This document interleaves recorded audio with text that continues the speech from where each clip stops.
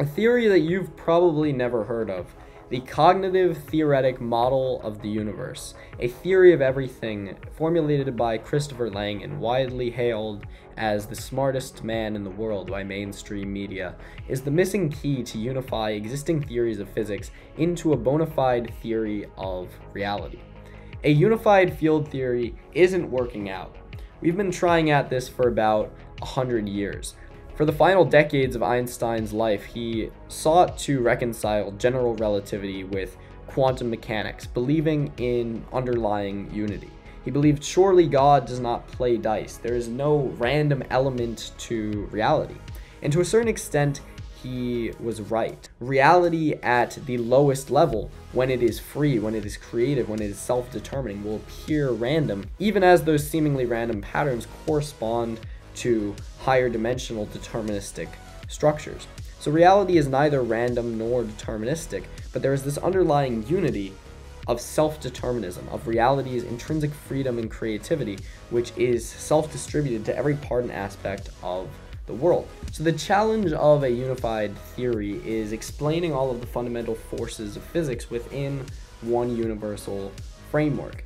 And this is because quantum mechanics and general relativity are each trying to shove their interpretation of the same reality down the throats of one another. They seem fundamentally incompatible when viewed from this lens. When we try to think about, well, okay, so how do we imagine gravity as a quantum force? How do we have a quantum framework which accommodates space-time's curvature, where the distribution of matter somehow has an effect on the local forces with respect to discrete quantization? Neither of these are going to work because they're not meeting each other on their own terms. Rather, we need a joint theory of reality that can situate quantum mechanics and general relativity within their proper referent context. General relativity deals with the broad scale structure of reality, whereas quantum mechanics deals with the local excitations of the top open structure of the manifold that determines the evolution of reality. Only when they meet each other on their own terms and aren't getting in one another's business can we start to find meaningful correspondence. For example, Stephen Hawking discovered that there was a quantum effect in a context governed by general relativity. He saw that there was radiation that came out of black holes, which is not something that you would expect unless the black hole system was determined by both quantum mechanics and general relativity. And this gives us a clue into how the universe might emerge and configure itself, is that quantum information, we always thought, vanished on the event horizon of a black hole. But recent breakthroughs in theoretical physics has come up with this idea of the holographic principle, which means that actually all that information, all of the objects that went into the black hole, that information is not permanently lost. Nothing is created or destroyed, but rather it is encoded on the two-dimensional event horizon of the black hole, which then plays an active and participatory role in the intelligent configuration of the galaxies and universe surrounding it.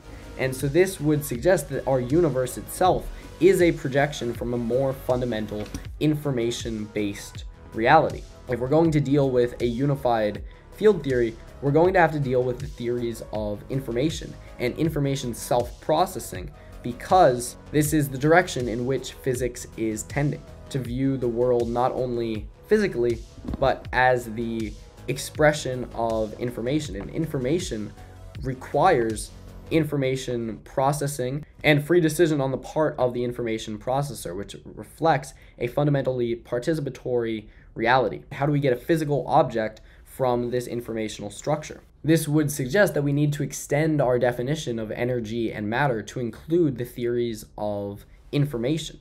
And since reality contains all and only that which is real, therefore any information which is processed in the universe is processed by reality itself, which means that reality has to contain the rules and structure for informational self-processing. The only system that we know of that is able to do that is consciousness. The CTMU suggests that the fundamental unit of reality is a syntactic operator, is a unit of infocognition, which combines information and mind into a self-dual substance which constitutes the basic unit of reality, which means that our human consciousness has a mechanism to shape the phenomenal world of reality as it is experienced, because we are basically information processing machines. We are actually able to exist and extend out into deeper layers of reality through our mind and awareness. Thus, the fundamental unit of reality is not matter or energy or even information, but rather a combination of all of those, which includes the purpose and intention of the universe. Scientists have hypothesized dark matter and dark energy, since only 5% of the expansion rate of the universe is accounted for by known particles, is that the distribution of matter in the universe is not sufficient in order to explain why it is expanding. Rather, the CTMU suggests that expansion is not itself a physical phenomena, but rather the rescaling of the entire universe relative to its contents. So what dark matter and dark energy are is simply the naive way that scientists are viewing the accelerating expansion of the universe, is that the universe is not actually expanding into any external space. It is simply rescaling from its own internal viewpoint, because there's nothing outside of the real universe for which the universe could expand into. That's a nonsensical concept of that the universe is physically getting bigger, but rather the universe is rescaling relatively to its contents, and the process by which the universe does that, called conspansion, is identical with the evolution of the universe.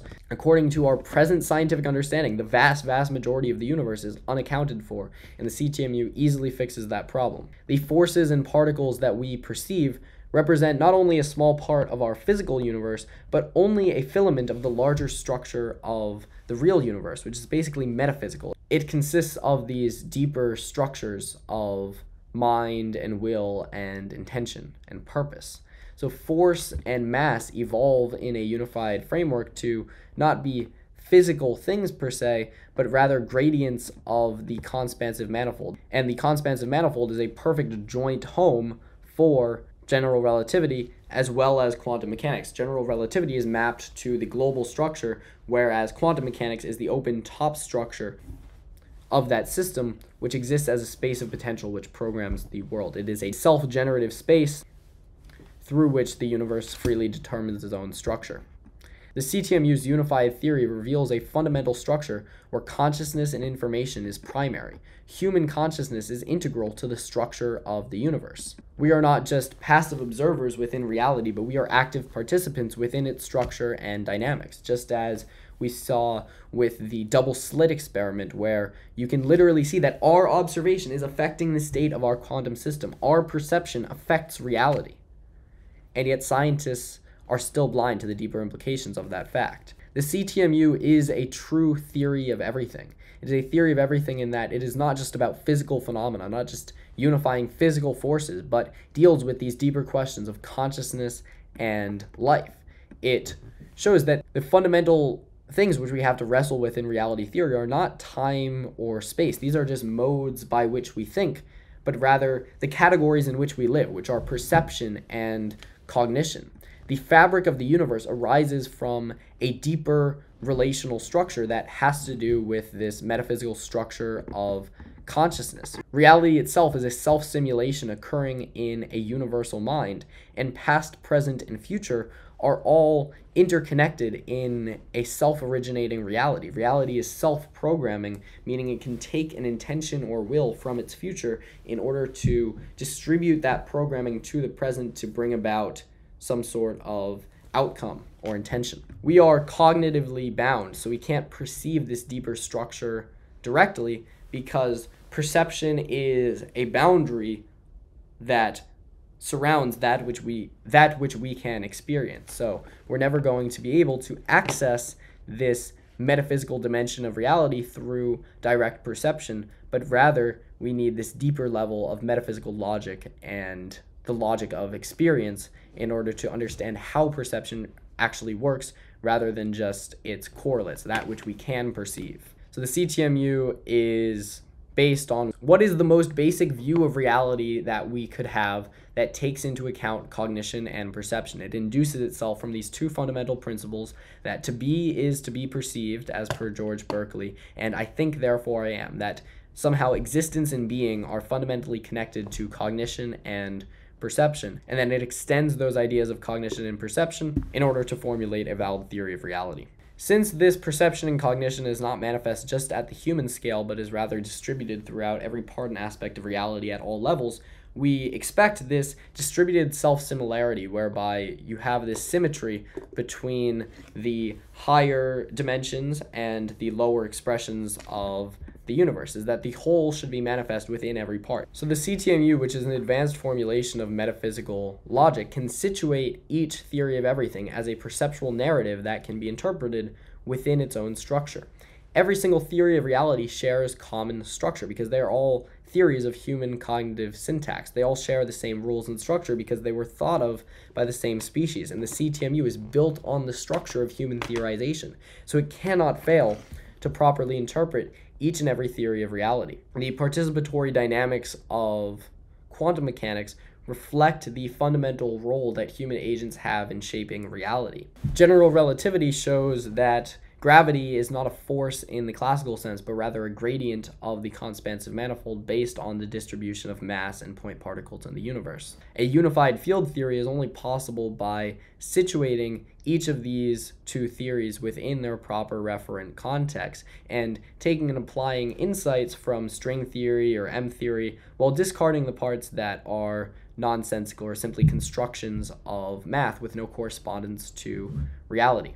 John Wheeler's idea of a participatory universe is affirmed in the CTMU because, yet again, humans are observer participants, which means that we actually shape and structure reality according to our mind and will, and the universe itself can freely determine its laws and structure through generating axioms for its future evolution and derivation, and this allows all of these theories to be united in the CTMU.